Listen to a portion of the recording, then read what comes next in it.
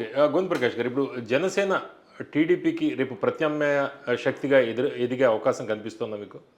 ఎందుకంటే మరో 15 ఏళ్ళు చంద్రబాబే సీఎం అని పవన్ కళ్యాణ్ గారు చెబుతున్నారు కదా! ఎట్లా బలమైన శక్తిగా ఏ విధంగా? కానీ ఒకటి పవన్ కళ్యాణ్ గారి బాడీ లాంగ్వేజ్ కానీ స్టేట్మెంట్స్ కానీ నెంబర్ ఆఫ్ టైమ్స్ మనమే అనుకుంటూ ఒకటి చేసాం, వాళ్ళిద్దరు సఖ్యతగా ఉంటే నెక్స్ట్ కూడా ఏం థ్రెట్ కాకపోవచ్చు. ఒకటో రెండో నేను సోషల్ మీడియా చెప్పాను. బలమైన శక్తి నెక్స్ట్ రేపు రాబోయే రోజుల్లో 2029లో ముఖ్యమంత్రి కోసము ప్రయత్నం చేసే ఆలోచన పవన్ కళ్యాణ్ గారికి ఉండదనేది అప్పటి వరకు ఇటువంటి స్టేట్మెంట్స్లో. ఇప్పుడైతే బహిరంగంగా ఈ కూటమి కలిసి ఉంటుందో చెప్తున్నాడు. అంటే అతనికి నియర్ ఫ్యూచర్లో అంటే నెక్స్ట్ ఎలక్షన్ వరకు అయితే నేను చీఫ్ మినిస్టర్ అయితే అనుకుంటలేదు కదా, కానీ పార్టీని విస్తృతపరచాలని, పార్టీని ఇంకా కొంత స్ట్రెంగ్తన్ చేసుకోవాలని, అలాగే తన కూటమి మొన్న జగన్మోహన్ రెడ్డి గారి ప్రభుత్వం పడిపోవాలి, కూటమి రావాలనే ఉద్దేశంతో తనకి ఇచ్చిన ఒక ఎంపీ స్థానాన్ని కానీ ఎమ్మెల్యే 2-3 స్థానాలను కూడా తక్కువ చేసుకున్నారు బీజేపీ అడిగితే. టీడీపీకి అడ్జస్ట్ చేసిన పొజిషన్ ఉంటే టీడీపీ వాళ్ళు రిక్వెస్ట్ చేసినప్పుడు తను ముందుకొచ్చి తక్కువ చేసుకున్నాడు. రేపు ఏదైతుందో ఉన్న సీట్లే కాక మొన్న వదిలినే కాక ఇంకొక 5-6 పార్టీ నిర్మాణం చేసుకొని ఇప్పుడు బాలినేని గారిని తీసుకున్నాడు ఎగ్జాంపుల్. అక్కడ దొరబాబు గారిని ఏదైతుందో పిఠాపురం తీసుకున్నాడు. ఇక్కడ మన జగ్గయ్యపేట ఎమ్మెల్యే ఉదయభాన్ గారిని తీసుకుంటారు. చాలామంది తీసుకున్నారు. అంటే పొటెన్షియల్ ఫెలోస్. రేపు జిల్లాల్లో వాళ్ళని అడ్జస్ట్ చేయాల్సి ఉంటుంది. ఇప్పుడు జగ్గయ్యపేట ఉంది, తాతయ్య గారి వయసు అయిపోయింది, వైశ్య. ఉదయభాన్ ఇంకా యాక్టివ్గా ఉన్నాడు. అట్లే బాలినేని గారు ఎక్కడో ఒక అడ్జస్ట్ కౌన్సిల్ ఇటువంటి ఛాన్సెస్ వస్తాయి కదా. రేపు ఏదైతుందో కార్పొరేషన్స్ వస్తాయి, లేకపోతే కార్పొరేషన్స్ మున్సిపాలిటీ అయినప్పుడు ఏదైతుందో మేయర్స్ అవుతుంది. మంత్రి చేసిన వాళ్ళు, ముఖ్యమంత్రి చేసిన వారు ఇమీడియట్ క్యాబినెట్లో అంతులే క్యాబినెట్లో ఎస్బీ చవన్ గారు చీఫ్ మినిస్టర్ అప్పటి వరకు. ఇమీడియట్ ఆయన స్టెప్ డౌన్ అయిన తర్వాత అంతులే చీఫ్ మినిస్టర్ అయ్యాడు మహారాష్ట్రలో. ఆ క్యాబినెట్లో మంత్రి అయింది అతను, ఎస్బీ చవాన్, వైబీ కాదు ఎస్బీ చవాన్. ఆయన కొడుకే అశోక్ చవాన్ ఏదైతుందో చీఫ్ మినిస్టర్ అయ్యాడు. అంటే ఆకాశం భూమి తేడా. ఒక చీఫ్ మినిస్టర్ చేసి నిన్నటి వరకు ఇమ్మీడియట్ అదే క్షణం రిజైన్ చేసిన తర్వాత ఇంకోరైతే దాంట్లో క్యాబినెట్ మంత్రి ఏంటంటే ఆకాశం భూమి. కలెక్టర్కును అటెండర్కు తేడా. అలాగే గఫూర్ ఆఫ్ బీహార్, కాంగ్రెస్ పార్టీ, ఇక్కడ కాంగ్రెస్ పార్టీ అక్కడ ఇమీడియట్గా ఒక చీఫ్ మినిస్టర్ ఆయన చేంజ్ అయ్యేది ఉంటే గఫూర్ గారు ఆ క్యాబినెట్లో ఎవరైనా నాకు గుర్తులేదు, మర్చిపోయాను, ఆ క్యాబినెట్లో మంత్రి అయ్యాడు. ఎమ్మెల్యే చేసిన వాళ్ళు సర్పంచ్ చేసి ఓడి ఉండిపోయిన వాళ్ళు, ఎమ్మెల్యే చేసిన వాళ్ళు మండల ప్రజా పరిషత్ చేసిన వాళ్ళు ఉన్నారు. ఇట్లా నెంబర్ ఆఫ్ ఇన్సిడెంట్స్ ఉన్నాయి. పవన్ కళ్యాణ్ గారు నేను ముఖ్యమంత్రి ఈ నెక్స్ట్ దాంట్లో అనుకునే పరిస్థితి లేదు. 29 తర్వాత ఈ కూటమి కలిసి ఉండాలా. మనం ఏ నెగ్లెక్ట్ చేసినా అతనికి 40% ఓట్లు వచ్చింది జగన్మోహన్. రేపు మనం ఏ తప్పులు చేసినా మళ్ళీ అతను రావడం ఇది అతనికి ఇంట్రెస్ట్ లేదు. రాష్ట్రంలో అతనికి ముఖ్యమంత్రి అయ్యేంత స్ట్రెంత్ లేదు, థర్డ్ ఫోర్స్ చేసేంత. కనుక చంద్రబాబు గారితో తెలుగుదేశంతో ఖచ్చితంగా కలిసి ఉంటాడు. పార్టీని మాత్రము రేపు అసెంబ్లీ సీట్లు పెంచుకుంటాడు, లోక్సభ ఓటారెంట్ పెంచుకోవడం ఖాయం. పార్టీని విస్తరించినా కొందరు టీడీపీ డైరెక్ట్ ఒక తన దగ్గరకు వచ్చిన అది స్ట్రెంగ్తెన్ కూటమికే కదా. కనుక ఆ పని చేస్తుండే తప్పితే ఈ కూటమిలో నేను బలవంతున్నే రేపితే థర్డ్ ఫోర్స్ అయితే వైసీపీని బలహీనపరిచే రోల్ అతను తీసుకున్నాడు 100%. ఆయన ఏదైతుందో అతనికి ఉండే సలహాదారుల అతనికి వచ్చిన ఆలోచన వైసీపీని బలహీనపరచాలా. కొందరు వాళ్ళు తెలుగుదేశంలో చేరలేరు, చేర్చుకోరు. నాకు ఇక్కడ నేను చేర్చుకున్న వల్ల వైఎస్ఆర్పి కొంత బలహీనపడుతుంది, ఇది స్ట్రెంత్ అవుతుంది, రేపు చూసుకుందాం పార్టీలో అని. ఇది ఆయన స్ట్రాటజీగా ఉంది. వచ్చే ఎన్నికల్లో ఆయన వైపు నుంచి అయితే సిగ్నల్స్ క్లారిటీ ఇస్తున్నాడు.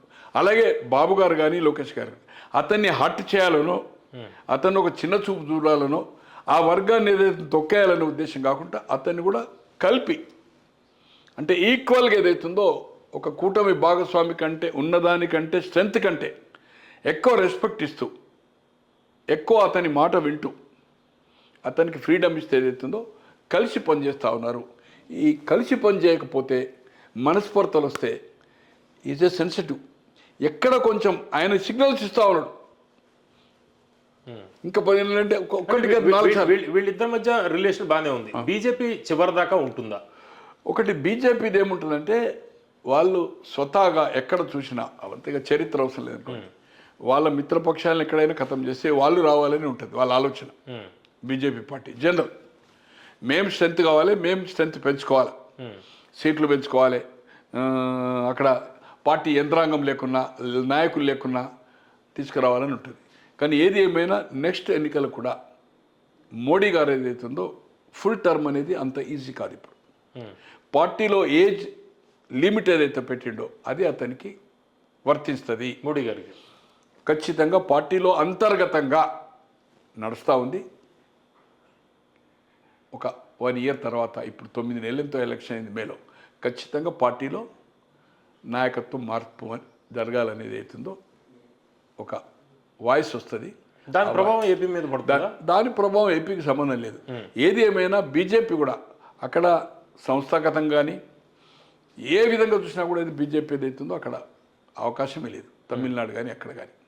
తో ఈ ఎన్నికల్లో కూడా బీజేపీ చంద్రబాబు గారితో కలిసే ఉండాలని ఉంటుంది తప్పితే ఇంకోటి. ఎగ్జాంపుల్, రేపు వీళ్ళకి నెగటివ్ జగన్కి వచ్చింది అనుకుందాం, జగన్ 99.1 గెలిచింది అనుకుందాం, జగన్ ఎటు పోతాడు? మళ్ళక్కనే వస్తారు కదా, వాళ్ళకి వస్తారు కదా. ఆంధ్రప్రదేశ్ అనేది డిస్టర్బ్ చేయడం వలన బాగుండదు అనేది వాళ్ళకు ఉంటుంది, కలిసి ఉండాలనేది ఉంటుంది. నేను అనుకుంటున్నా బీజేపీ కూడా వాళ్ళకి ఆ నిర్మాణం లేదు, ఆ నిర్మాణం చేసుకునే అవకాశం కూడా లేదు, కనిపించడం లేదు. ఈ రెండు పార్టీలతో డబల్ గేమ్ చేసే అవకాశం ఉంది, వైసీపీ తోటి, టీడీపీ, జనసేన. వైసీపీతో సఖ్యత ఉందా? అప్పుడు అధికారం ఉండే, ఇప్పుడు సఖ్యత లేదు. ఇప్పుడు ఏదైతుందో వాళ్ళ కోసం ఏదైతుందో వీళ్ళు ముందుకు వచ్చేదో సాయం చేయి ఆ పార్టీని కాపాడాలని కానీ అతన్ని రక్షించాలనేది వాళ్ళకు బీజేపీకి ఉండదు. కానీ చంద్రబాబు గారు కూడా ఇప్పుడు అడ్మినిస్ట్రేషను, రాష్ట్రము ఆర్థిక పరిస్థితి వీటి మీద పోతున్నాడు అడ్మినిస్ట్రేషన్. తర్వాత కొన్ని రోజుల తర్వాత అతని మీద కేసులు కానీ కొంత బీజేపీ ఏదో సాయం చేయడం వల్ల హెల్ప్ జరిగిందనేది ఖచ్చితంగా ఒత్తిడి చేయడం జరుగుతుంది.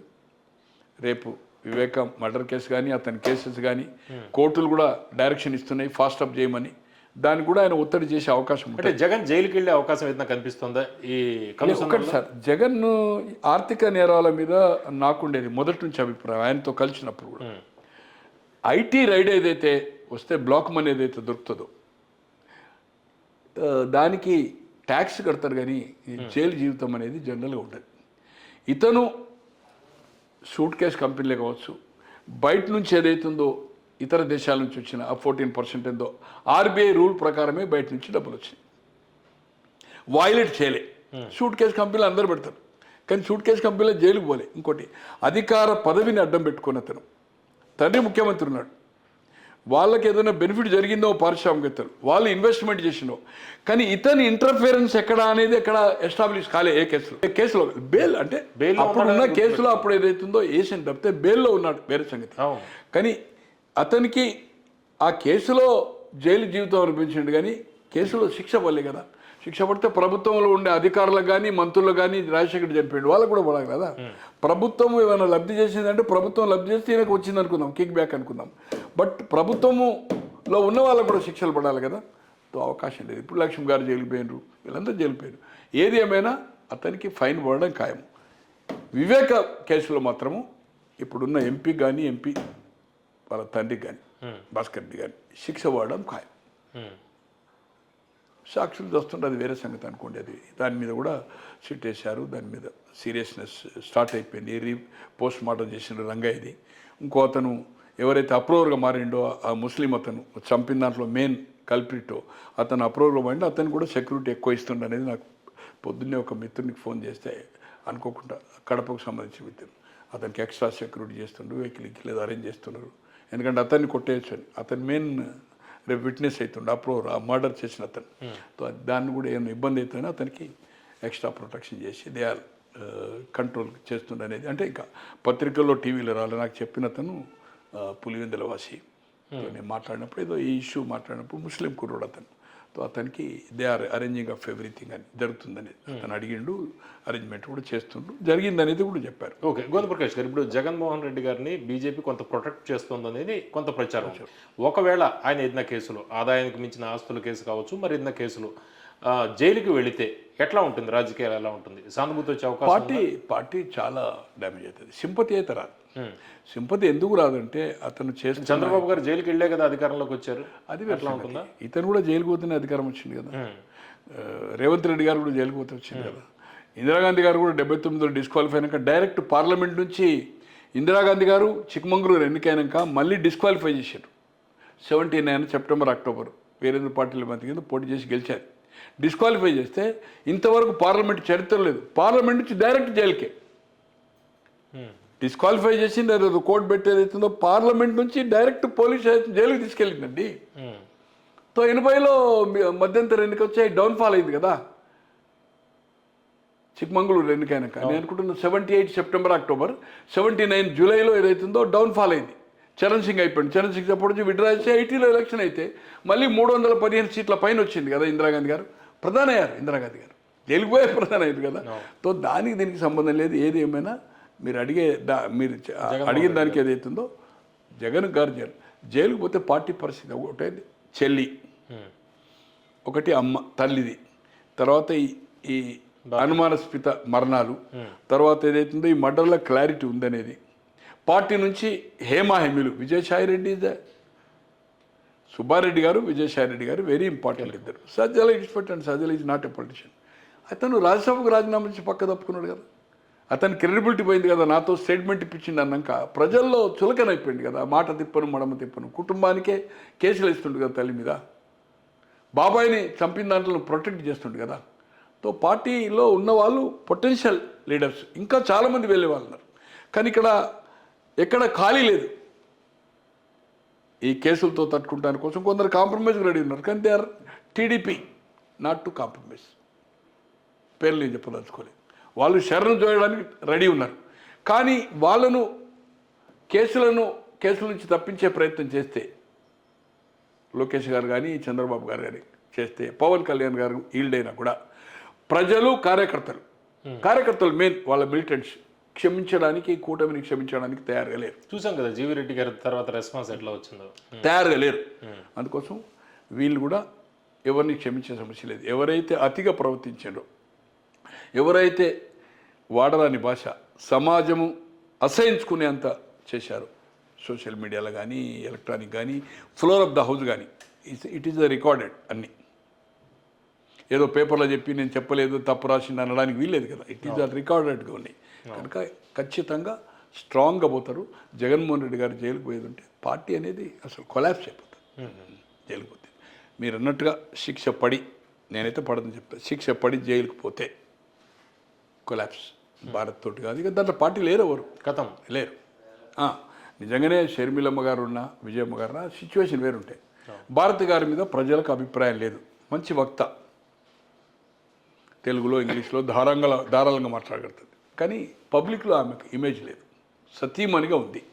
ఆమె కూడా జగన్మోహన్ రెడ్డి గారు ఇటువంటి చర్యలకు, కుటుంబ ఇష్యూలు, ఫైనాన్షియల్ ఇష్యూ కానీ అదర్ ఇష్యూస్ కానీ ఈ యొక్క ప్రవర్తనకు ఏదైతుందో భారతి మెయిన్ రీజన్ ఏదైతుందో ప్రజల్లో ఉంది, మీడియాలో ఉంది, రాజకీయ విశ్లేషకులో ఉంది, రాజకీయ నాయకుల్లో ఉంది. అన్ని పార్టీలో she unfit to politician Bharathi గారు. No alternative. అక్కడ ఎవరు లేరు. ఇక నో సెకండ్ మ్యాన్. సుబ్బారెడ్డి గారు వయసు అయిపోయింది బాబాయ్ది, నో ఏజ్. సజ్జల అనేది జీరో ఇమేజ్. జీరో అంటే జీరో ఇమేజ్. ఓ శకునియా ఏదో అంటారు కదా, సంథింగ్ ఆఫ్ ఒక శనేశ్వరుడు. అతనికి మీద కూడా ఇమేజ్ లేదు. ఇది నేను ఖచ్చితంగా చెప్పగలుగుతాను. ఓకే.